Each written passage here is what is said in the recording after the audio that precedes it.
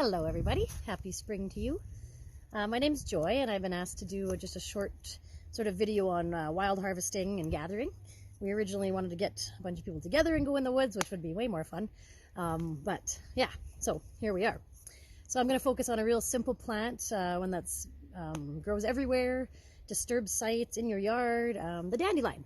One of my favorite flowers.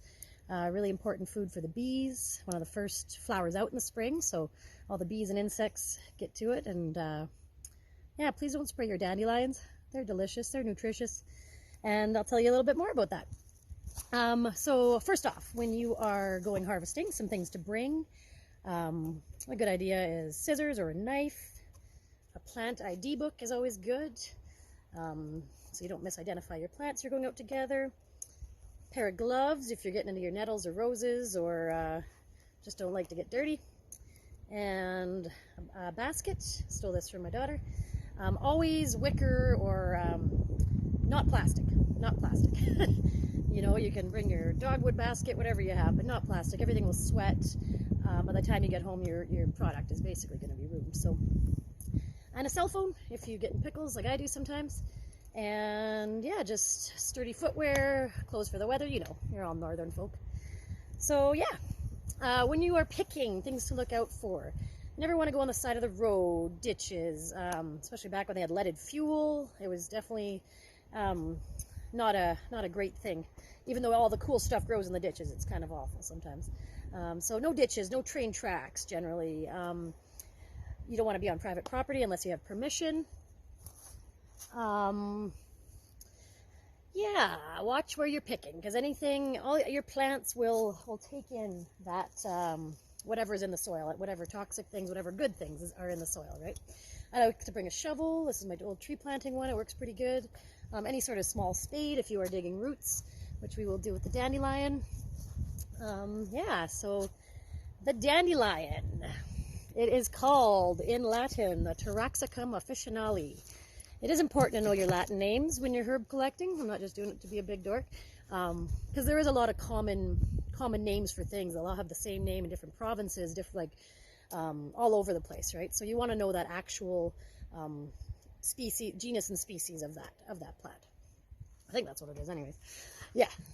So the dandelion. So it is a beautiful little plant. It has long, elongated leaves with some sort of jagged edges, a big beautiful taproot. Once it does flower, there'll be a single flower that comes out here. That's how you identify it from its look-alike flowers. And it'll have a latex, so it's sort of this white milky substance. I know it's hard to see in the video, that comes out of the root and the leaves. You apply that directly to warts, it'll get rid of it right away. It's a pretty cool thing. So that's how you identify it as the dandelion. So, the root. Generally, you want to pick roots in the fall. There's different schools of thought on that. You can do your own research. I like to think of it as, say, the carrot, you know, storing all its nutrients. Everything kind of goes down there for the winter, all the good stuff, right? So, you can pick it in the spring. I have made a nice tincture in the spring out of this. It is a bitter. So, when anything is bitter, it produces bile in your body, all the way from the gallbladder to your digestive tract. It's an excellent digestive aid, like a digestif, right? You think they're bitter, that's what this is. So when you roast it, it does sweeten up a bit. A lot of people use it as a coffee substitute.